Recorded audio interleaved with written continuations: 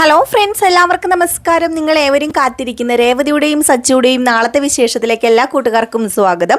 എല്ലാവർക്കും നല്ലൊരു ശുഭരാത്രിയൊക്കെ നേർന്നുകൊണ്ട് നമുക്ക് നാളത്തെ വിശേഷത്തിലേക്ക് കടന്നാലോ. അങ്ങനെ നമ്മുടെ രേവതി ആ ഒരു സത്യം അറിഞ്ഞിരിക്കുകയാണ്. തൻ്റെ അമ്മ കൊടുത്ത മാല കൊണ്ടുപോയി സച്ചി പണയം വെച്ചിരിക്കുന്നു. അപ്പോൾ പണയം വെച്ച് എന്തിനാ ഏതിനാന്നൊന്നും അറിയില്ല. സച്ചിയുടെ സ്വഭാവം ആയതുകൊണ്ട് തന്നെ നമ്മുടെ രേവതി തെറ്റിദ്ധരിച്ചിരിക്കുകയാണ്. അത് കുടിക്കാൻ വേണ്ടി തന്നെയാണ് കൊണ്ടുപോയി പണയം വെച്ചിരിക്കുന്നത്. കുടിച്ച് കൂത്താടാൻ കൂട്ടുകാരും ഒക്കെ ഒത്ത് കുടിച്ച് കൂത്താടാൻ വേണ്ടിയാണ് കൊണ്ടുപോയി പണയം വെച്ചിരിക്കുന്നത് എന്നാണ് നമ്മുടെ രേവതിയുടെ വാദം. ഏതായാലും രേവതി അതിൽ നിന്നും മാറി നിൽക്കുന്നില്ല. രേവതി അങ്ങോട്ട് നന്നായിട്ട് നമ്മുടെ സച്ചിനെ ഇട്ട് പൊരിക്കുന്നുണ്ട്. അപ്പോൾ ആ ഒരു സീനൊക്കെ നിങ്ങൾ കണ്ടു. സച്ചി സഹി കെട്ടു. കുറേ കഴിഞ്ഞപ്പോഴത്തേക്ക് സച്ചിക്ക് ദേഷ്യം വന്നു. സച്ചി സത്യം പറഞ്ഞു കഴിഞ്ഞിട്ടുണ്ടെങ്കിൽ ചെയ്തത് ഒരു വലിയ തെറ്റൊന്നുമല്ല.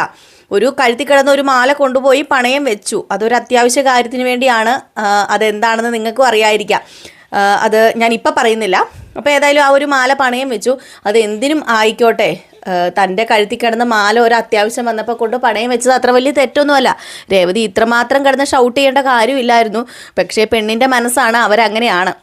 അപ്പം നമ്മുടെ സച്ചി കള്ളു കുടിക്കാൻ വേണ്ടിയാണെന്നുള്ള ആ ഒരു തെറ്റിദ്ധാരണ കൊണ്ടാണല്ലോ രേവതി ഇതൊക്കെ പറയുന്നത്. അപ്പം നമുക്ക് രേവതിയോട് അങ്ങ് ക്ഷമിച്ചേക്കാം അല്ലേ. അങ്ങനെ രേവതി അതും ഇതുമൊക്കെ പറഞ്ഞു. ഏറ്റവും ലാസ്റ്റ് നമ്മുടെ സച്ചി അവിടെ നിന്ന് ഇറങ്ങി പോവുകയാണ്. അപ്പോൾ ഇറങ്ങി വെളിയിലേക്ക് ചെന്നു. വെളിയിലാണെങ്കിൽ നമ്മുടെ ചന്ദ്രയും രവീന്ദ്രനും ഈ പൂരം വഴക്ക് കേട്ടോണ്ടിരിക്കുകയായിരുന്നല്ലോ. അങ്ങനെ വെളിയിലേക്ക് ഇറങ്ങി ചെന്നതും എന്ത് പറ്റി മോനെ, നീ എന്താ ഇത്ര ഒച്ചപ്പാടുണ്ടാക്കുന്ന, അവിടെ എന്താ പ്രശ്നം എന്ന് ചോദിച്ചു രവീന്ദ്രൻ.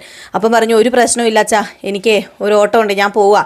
അല്ല, നിനക്കിപ്പോൾ ഓട്ടം ഒന്നും ഇല്ലയെന്നല്ലേ പറഞ്ഞത്, നീ പതുക്കെ പോകുന്നുള്ളെന്ന് പറഞ്ഞിട്ട് ഇപ്പം എനിക്ക് ഓട്ടം ഉണ്ട്, എന്നെ ഇപ്പോൾ ഒരാൾ ഓട്ടം വിളിച്ചു, അതുകൊണ്ട് ഞാൻ പോവുക, അത്ര തന്നെയെന്ന് പറഞ്ഞിട്ട് ദേഷ്യം വന്നിട്ട് നമ്മുടെ സച്ചി അങ്ങ് പോയി.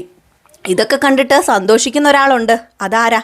നമ്മുടെ ചന്ദ്രയ്ക്ക് ഇത് കണ്ടപ്പോഴത്തേക്കും ഒരു ചിരിയും ആ ഒരു മുഖത്തൊരു സന്തോഷമൊക്കെ വന്നു. സുധിയുടെ വിവാഹം മുടങ്ങിയതിൻ്റെ സങ്കടമൊക്കെ അങ്ങ് പെട്ടെന്ന് അങ്ങ് മറന്നുപോയിട്ടോ. അപ്പോൾ ഈ ഒരു സന്തോഷമൊക്കെ വന്നു. അങ്ങനെ നമ്മുടെ രേവതി വെളിയിലേക്ക് ഇറങ്ങി വന്നു. രേവതി വെളിയിലേക്ക് ഇറങ്ങി വന്നതും രവീന്ദ്രൻ ചോദിച്ചു, എന്തു പറ്റി മോളെ, എന്താ പറ്റിയത്, എന്താ ഒരു വലിയ വഴക്കൊക്കെ ആയിരുന്നല്ലോ, എന്താ നീ ഒച്ചപ്പാട് വെച്ചതെന്ന് ചോദിച്ചപ്പം, അത് അച്ഛാ വേറൊന്നുമല്ല, എൻ്റെ അമ്മ ഇട്ട് കൊടുത്ത മാലയില്ലേ, ഞങ്ങളന്ന് വീട്ടിൽ പോയില്ലായിരുന്നു വിരുന്നിന്, അന്ന് ഇട്ട് കൊടുത്ത മാല അത് കൊണ്ടുപോയി പണയം വെച്ചിട്ട് കള്ളു കുടിച്ച് തൊലച്ച് കളഞ്ഞെന്നാണ് തോന്നുന്നത്. അതുകൊണ്ട് ഏതായാലും പണയം വെച്ചിട്ടുണ്ട്. എന്നെ അറിയുന്ന ഒരാളാണ് പറഞ്ഞത്. എനിക്കറിയാം ആ പണയം വെച്ച കട ഏതാണെന്നും ആ ചേട്ടനെ എനിക്കറിയാം. വഴിക്ക് വെച്ച് കണ്ടപ്പോഴാണ് എന്നോട് പറഞ്ഞത്. എങ്കിലും എത്ര കഷ്ടമുണ്ട് അച്ഛ, എന്ത് പണിയായി കാണിക്കുന്നത്, കുടിച്ച് കൂത്താടാൻ വേണ്ടി ആ മാല കൊണ്ട് പണയം വെച്ച് കളഞ്ഞില്ലേ എന്ന് ചോദിച്ചപ്പോഴത്തേക്കും ചന്ദ്ര പറഞ്ഞു, ഹോ ഏതായാലും നന്നായി പോയി. എടി, നിന്നോട് ഞാൻ പറഞ്ഞല്ലേ, നിനക്ക് സച്ചിയുമായിട്ട് പൊരുത്തപ്പെട്ടു പോകാൻ പറ്റില്ലടി. അവൻ്റെ സ്വഭാവം എന്താണെന്ന് എനിക്കറിയാം. ദേ വീണ്ടും തുടങ്ങിയിട്ടുണ്ട്. അവനെ കള്ളു കുടിക്കുകയൊക്കെ ചെയ്യുമായിരുന്നു. പക്ഷേ ഈ വീടും സ്വർണ്ണമൊക്കെ പണയം വെച്ചിട്ട് കള്ളു കുടിക്കുന്നവരെ കേട്ടിട്ടുണ്ട്. ഏതായാലും ആ ഒരു പാതയിലേക്കാണ് അവൻ സഞ്ചരിക്കുന്നതെങ്കിൽ നീയേ ഇപ്പം തന്നെ വീട്ടിൽ പോകുന്നതായിരിക്കും നല്ലത്. ഇങ്ങനെ ഒരുത്തൻ്റെ കൂടെ ജീവിക്കുന്നതിനേക്കാൾ ഭേദം വീട്ടിൽ പോകുന്നത് തന്നെ നല്ലത്. നീ കൂടെ കൂടിയത് പിന്നെ അവനും തുടങ്ങി തോന്നുന്നു കഷ്ടകാലം. അല്ലാതെ ഇതിനിപ്പോൾ എന്താ പറയുക, ഇല്ലാത്ത ശീലം വരെ തുടങ്ങിയിട്ടുണ്ടെന്ന് പറഞ്ഞപ്പോഴത്തേക്കും ചന്ദ്രയോട് രവീന്ദ്രൻ പറഞ്ഞു, എടി ചന്ദ്രേ, നീ മിണ്ടാതിരിക്കുന്നുണ്ടോ, അവനെന്തെങ്കിലും കാരണത്താലായിരിക്കും, ചിലപ്പോൾ അതുകൊണ്ട് പണയം വെച്ചിട്ടുണ്ടായിരിക്കുക. അപ്പം നമ്മുടെ രേവതി പറഞ്ഞു, ഇല്ല അച്ഛാ, എനിക്ക് ഉറപ്പാ, അത് കുടിച്ച് കൂത്താടാൻ വേണ്ടി തന്നെയാണ് ആ മാല കൊണ്ട് പണയം വെച്ചിട്ടുള്ളത്. എൻ്റെ വിധി എന്നല്ലാതെ പിന്നെ എന്താ പറയുക, ഇതൊക്കെ സഹിച്ചല്ലേ എനിക്ക് പറ്റൂ എന്ന് പറയുമ്പം ഞാൻ ഏതായാലും ഇത് അവനോടൊന്ന് വിളിച്ച് ചോദിക്കട്ടെ എന്ന് പറഞ്ഞ് നമ്മുടെ രവീന്ദ്രൻ ഫോൺ എടുത്ത് സച്ചിനെ വിളിക്കുകയാണ്. ഏതായാലും സച്ചിനെ വിളിച്ചിട്ട് ഫോൺ കിട്ടുന്നില്ല. അപ്പം സച്ചിനെ വിളിച്ചിട്ട് കിട്ടാത്തതുകൊണ്ട് തന്നെ രേവതിയോട് പറഞ്ഞു, നീ ഒരു കാര്യം ചെയ്യുക, മോളിപ്പോൾ അടുക്കളയിലേക്ക് പോയി പണിയൊക്കെ ചെയ്യുക, നമുക്കിതിനൊരു പരിഹാരം ഉണ്ടാക്കാം, അച്ഛൻ ചോദിച്ചിട്ട് എന്താണെന്ന് ചോദിച്ചിട്ട് അച്ഛൻ ഇതിനൊരു പരിഹാരം ഉണ്ടാക്കിയാൽ മതിയല്ലോ, മോൾ സമാധാനപ്പെടെന്നൊക്കെ പറഞ്ഞു കേട്ടോ. ഏതായാലും രേവതി ഇതും കേട്ടുകൊണ്ട് അടുക്കളയിലേക്ക് പോയി. നമ്മുടെ ചന്ദ്ര ആയിക്കോട്ടെ എരുതിയിൽ എണ്ണ ഒഴിക്കുന്നത് പോലെ രേവതിയോട് ചെന്ന് ഓരോ കാര്യങ്ങളൊക്കെ ഇങ്ങനെ കൊളുത്തി കൊടുക്കുകയാണ്.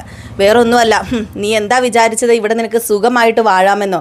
എടി നീയേ ഒന്ന് കരുതിക്കോ, ദേ ഞാൻ അവൻ്റെ അമ്മയാണ്, എനിക്ക് അവൻ്റെ സ്വഭാവം നന്നായിട്ട് അറിയാം. നീ എന്നല്ല ഒരു പെണ്ണും അവനുമായിട്ട് ഒത്തുചേർന്ന് പോവില്ല. അതുപോലെ ഒരു ഒരു കോണം കെട്ട സ്വഭാവം അവൾക്ക്. അതുകൊണ്ടേ നീ എത്രയും പെട്ടെന്ന് രക്ഷപ്പെടുന്നതായിരിക്കും നല്ലത്. എന്തിനാ വെറുതെ നിൻ്റെ ജീവിതം നശിപ്പിക്കുന്നത്? നീ ആ വീട്ടിൽ പോയി നിൻ്റെ സഹോദരങ്ങളോടും അമ്മയോടും ഒത്ത് സുഖമായിട്ട് ജീവിക്കുന്നതായിരിക്കും നിനക്ക് നല്ലത്. ഞാനിത് പലതവണ നിന്നോട് പറഞ്ഞിട്ടുണ്ട്. അപ്പം നീ ഓർക്കുന്നു നീ ഇവിടെ കയറി വന്നതിന് എനിക്ക് അസൂയയും കുശുമ്പുമാണെന്ന്. എടി, അവൻ്റെ കൂടെ ജീവിക്കുന്നതിന് അസൂയയും കുശുമ്പും എടുത്തിട്ട് ഒരു കാര്യമില്ലെന്ന് എനിക്കറിയാം. ഇതുപോലെ ഒരുത്തനെ ഞാൻ കണ്ടിട്ടില്ല. ഇതുപോലെ ഒരുത്തനാണല്ലോ എൻ്റെ വയറ്റിൽ വന്ന് കുരുത്തതെന്ന് ഓർത്തിട്ടെ ഞാൻ ഒരുപാട് സങ്കടപ്പെട്ടിട്ടുണ്ട്. പിന്നെ നീ ഇത് അനുഭവിക്കും. കാരണം എൻ്റെ സുധീനെ നീ എന്തൊക്കെയാടി പറഞ്ഞത്?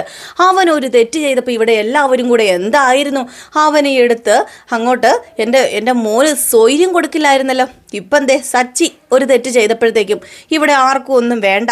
അവനേതാണ്ട് നല്ലവനാണ് പോലും. ദേ, ഈ പറയുന്ന എൻ്റെ കെട്ടിയവന് അവനെ നല്ലവനായിട്ടേ ചിത്രീകരിക്കത്തുള്ളൂ. ഇനി നീ എത്രയൊക്കെ ഇവിടെ പൊരുതിപ്പെട്ട് നിൽക്കാൻ ശ്രമിച്ചാലും എടി, നിൻ്റെ ജീവിതം പോയതാടി, അത് നീ കൂട്ടിക്കോ. നിൻ്റെ കെട്ടിയവനെ അത്രയ്ക്ക് കൊള്ളരുതാത്തവൻ തന്നെയാ എന്നൊക്കെ നമ്മുടെ രേവതിയോട് പറഞ്ഞു കേട്ടോ. രേവതി ഇതൊക്കെ കേട്ടപ്പോഴത്തേക്കും രേവതിക്ക് ചന്ദ്രയോട് ദേഷ്യമുണ്ട്. കാരണം എന്തൊക്കെയാന്ന് പറഞ്ഞാലും ഭർത്താവിനെ കുറ്റം പറയുമ്പോഴേക്കും നമ്മൾ കുറ്റം പറഞ്ഞാൽ നമുക്ക് കുഴപ്പമില്ല. പക്ഷെ പുറത്തുനിന്ന് ഒരാൾ, അല്ല നമ്മുടെ അച്ഛനും അമ്മയും ആയിക്കോട്ടെ അവർ കുറ്റം പറഞ്ഞാലും നമ്മൾ സഹിക്കില്ല. അത് സ്വാഭാവികമായിട്ടുള്ള കാര്യമല്ല. അപ്പം രേവതി ഇതൊക്കെ കേട്ടിട്ട് നിപ്പുണ്ടെങ്കിലും രേവതിയുടെ ഉള്ളിൽ കലി വരുന്നുണ്ട് കേട്ടോ.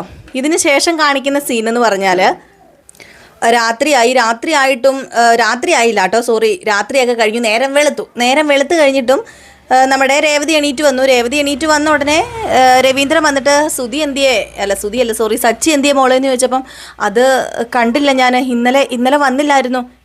ഇന്നലെ അവൻ വന്നില്ലായിരുന്നോ? ഇന്നലെ വന്നില്ലായിരുന്നു. ഞാനോർത്തു വെളിയിൽ വല്ലതും കിടന്നുറങ്ങുന്നുണ്ടായിരിക്കും, എന്നോട് വഴക്ക് കൂടിയതല്ലേ. അപ്പം ഞാൻ അങ്ങനെയാണ് ഓർത്തത്. അവനേതായാലും വന്നിട്ടില്ല. അവൻ്റെ ഫോണിലൊന്ന് വിളിച്ച് നോക്കാം. ഏതായാലും ഇന്നലെ അത്രയും വഴക്കൊക്കെ ഉണ്ടായതല്ലേ, അപ്പോൾ അതുകൊണ്ടായിരിക്കും, ഇങ്ങോട്ട് കയറാനുള്ള മടിയും കൊണ്ടായിരിക്കും അവൻ വരാത്തത് എന്നും പറഞ്ഞ് ഫോണിലേക്ക് വിളിച്ച് നോക്കിയപ്പോഴത്തേക്കും ഫോൺ സ്വിച്ച് ഓഫ് ആണെന്ന് പറയുകയാണ് കേട്ടോ. ഇതുകൂടെ കേട്ടപ്പോഴത്തേക്ക് നമ്മുടെ രേവതിക്ക് എന്തോ പോലെ ആയിപ്പോയി. കാരണം ഇനിയിപ്പോൾ നമ്മുടെ സച്ചി പിണങ്ങി പോയതാ, താൻ കാരണമാണല്ലോ ഇത്രയും പ്രശ്നം ഉണ്ടായത്, രേവതി കാരണമാണല്ലോ. അപ്പോൾ അതുകൊണ്ട് വല്ലാത്തൊരു ധർമ്മസങ്കടത്തിലാണ് നമ്മുടെ രേവതി ഉള്ളത്. അങ്ങനെ രേവതി റൂമിനകത്ത് കയറിപ്പോയി ഇങ്ങനെ ഇരിക്കുകയാണ്. എന്നിട്ട് മനസ്സിൽ പല കാര്യങ്ങളൊക്കെ ഇങ്ങനെ ചിന്തിച്ചു കൂട്ടുന്നു. എത്ര സമാധാനത്തോടു കൂടി ഞാൻ ജീവിച്ചതായിരുന്നു. പല കടങ്ങളും കാര്യങ്ങളും ഒക്കെ ഉണ്ടെങ്കിലും ഞാൻ എത്ര സന്തോഷത്തോടു കൂടിയായിരുന്നു എൻ്റെ അമ്മയുടെയും എൻ്റെ അച്ഛൻ്റെയും എൻ്റെ അനിയത്തിയുടെ ഒക്കെ കൂടെ ജീവിച്ചിരുന്നത്. പക്ഷേ ആ ഒരു സന്തോഷം എനിക്കിപ്പോൾ കിട്ടുന്നില്ലല്ലോ. എന്തിനാ എൻ്റെ ഈശ്വര എന്നെ ഈ ഒരു വലിയൊരു ചതിക്കുഴിയിലേക്ക് തള്ളി വിട്ടത് എന്നൊക്കെ ഇങ്ങനെ മനസ്സിലിങ്ങനെ ആലോചിച്ചുകൊണ്ടിരിക്കുകയാണ്. ഇതേ സമയത്ത് നമ്മുടെ രവീന്ദ്രനാണെങ്കിൽ രേവതിയോട് പറഞ്ഞായിരുന്നു ഞാനൊന്ന് പോയി അന്വേഷിക്കട്ടെ എന്ന് പറഞ്ഞ് പുറത്ത് അന്വേഷിക്കാൻ വേണ്ടി പോയിട്ടോ. അങ്ങനെ ഗേറ്റ് ചെന്നപ്പോഴത്തേക്കും, വീടിൻ്റെ ഗേറ്റിൻ്റെ അവിടെ എത്തിയപ്പോഴത്തേക്കും ദാ ഇരിക്കുന്നു നമ്മുടെ സച്ചിയുടെ വണ്ടി. അപ്പോൾ കാറ് കിടക്കുന്നത് കണ്ടു. കാറിൻ്റെ വെളിയിലേക്ക് രണ്ട് കാലും കൂടി ഇങ്ങനെ നീണ്ട പൊങ്ങി നിൽപ്പുണ്ട് കേട്ടോ. അത് വേറെ ആരുടെയും കാലല്ല, നമ്മുടെ സച്ചിയുടെ കാല് തന്നെയാണ്.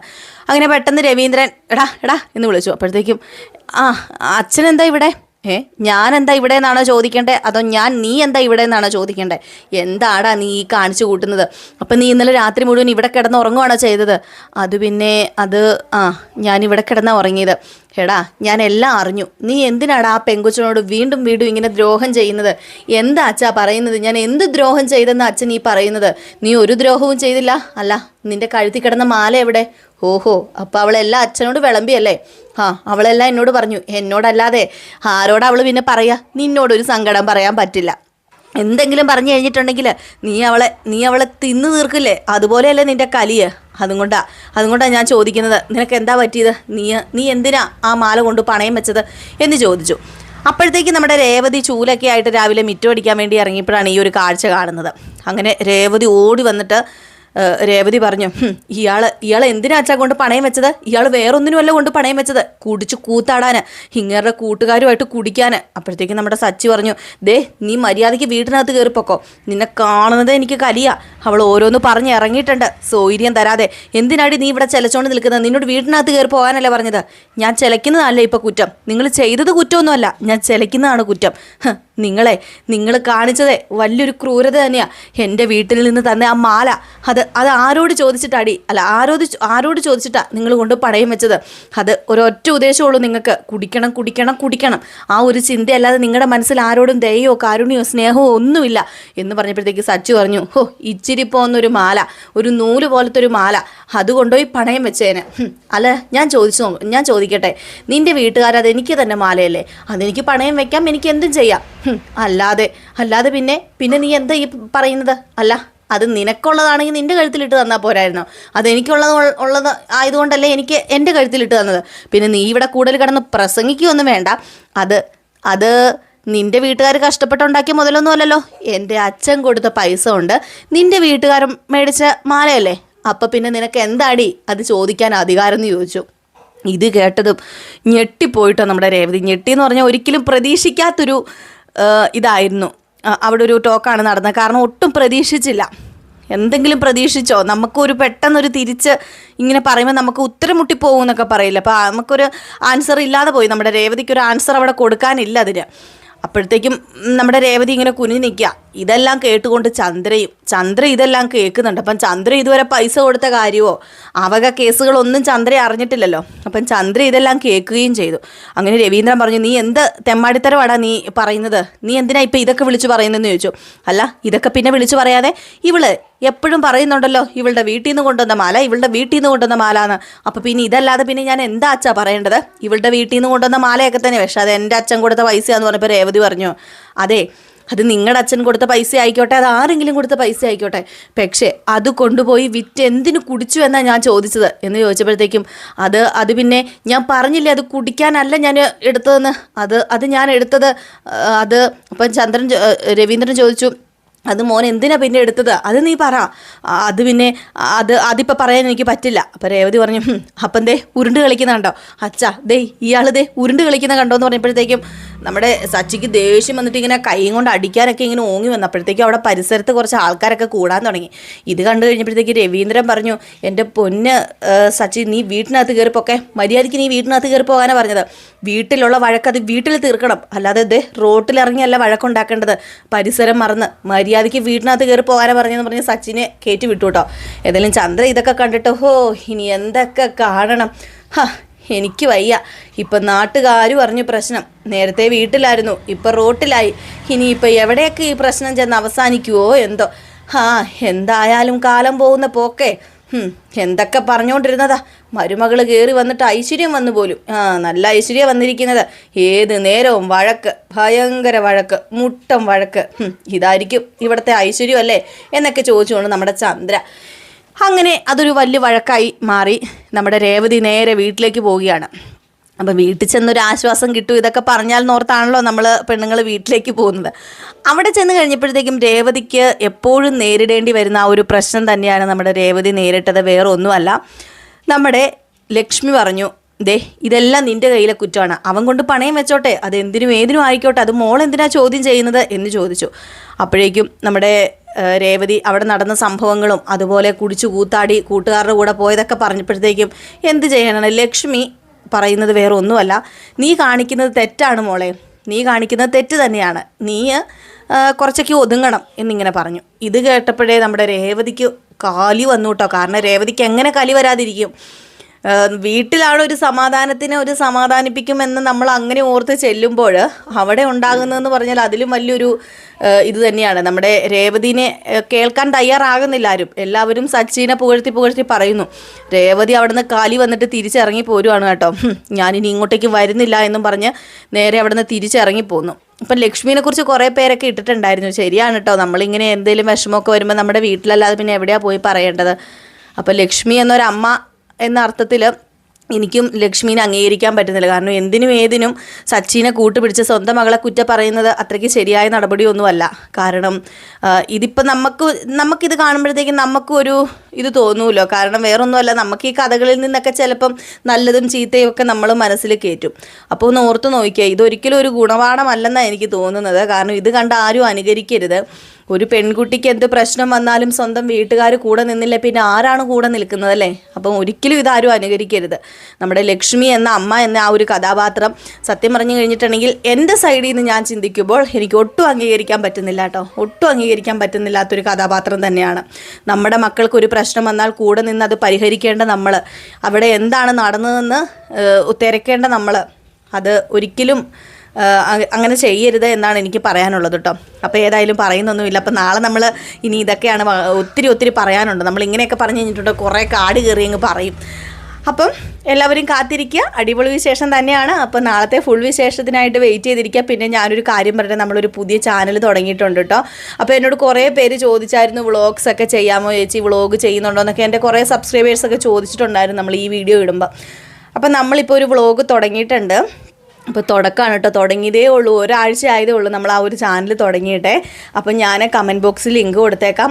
താല്പര്യമുള്ളവർ നമ്മളെ അറിയാനും നമ്മുടെ കുടുംബത്തെ, എൻ്റെ കുടുംബത്തെ അറിയാനും ഞങ്ങളുടെ ആ ഒരു ഇതൊക്കെ, അതായത് ഞങ്ങളുടെ ആ ഒരു ജേർണി ഞങ്ങളുടെ ആ ഒരു ജേർണിയൊക്കെ അറിയാൻ താല്പര്യമുള്ളവർ ഒക്കെ അങ്ങനെ ഒന്ന് നിർബന്ധിക്കുന്നില്ല കേട്ടോ ആരെയും ഞാൻ. അപ്പം ആർക്കെങ്കിലുമൊക്കെ താല്പര്യം ഉണ്ടെങ്കിൽ ഒന്ന് നമ്മുടെ വ്ളോഗ് ഒന്ന് സബ്സ്ക്രൈബ് ചെയ്ത് വെച്ചേക്കട്ടെ. അപ്പോൾ കുറേ പേര് നമ്മളോട് ചോദിച്ചിട്ടുണ്ടായിരുന്നു വ്ളോഗ് ചെയ്യാമോ എന്നപ്പോൾ അതുകൊണ്ടാണ് കേട്ടോ ഞാനൊരു ചെറിയ വ്ളോഗ്, നമ്മളത്രയ്ക്ക് എക്സ്പെർട്ടൊന്നും അല്ല വ്ളോഗ് ചെയ്യാൻ, തുടക്കമാണ്, തെറ്റുകുറ്റങ്ങളൊക്കെ ഒരുപാടുണ്ട്. അപ്പം ഡെയിലി ഒന്നും വ്ളോഗൊന്നും ഇടാൻ പറ്റില്ല. ചിലപ്പോൾ ആഴ്ചയിൽ 1-2 ഒക്കെ ഇടത്തുള്ളൂ, ചിലപ്പം ആഴ്ചയിലല്ല, ചിലപ്പം മാസത്തിലും ആകാം. അപ്പം ചെറിയ രീതിയിൽ ഞാൻ പറ്റുന്ന രീതിയിൽ ഞാനും എൻ്റെ ഹസ്ബൻഡും എൻ്റെ മക്കളൊക്കെ കൂടി ഒരു ചെറിയ ഞങ്ങളുടെ ഒരു വ്ളോഗ്സൊക്കെ ഇടുന്നുണ്ട്. അപ്പം നിങ്ങൾക്ക് ഇഷ്ടപ്പെടുകയാണെങ്കിൽ ഒന്ന് സപ്പോർട്ട് ചെയ്യണം കേട്ടോ. ഞാൻ കമൻറ്റ് ബോക്സിൽ ലിങ്ക് കൊടുത്തേക്കാം. നമ്മളെ സ്നേഹിക്കുന്നവരുണ്ടെങ്കിൽ, കാണാൻ താല്പര്യമുള്ളവരുണ്ടെങ്കിൽ ഒന്ന് സബ്സ്ക്രൈബ് ചെയ്ത് വെച്ചേക്ക് കേട്ടോ. അപ്പോൾ എല്ലാവർക്കും വീണ്ടും ഒരു ശുഭരാത്രിയൊക്കെ നേർന്നുകൊണ്ട് അടുത്ത വിശേഷമായിട്ട് കാണാം. അതുവരെ ടാറ്റാ, ബൈ ബൈ.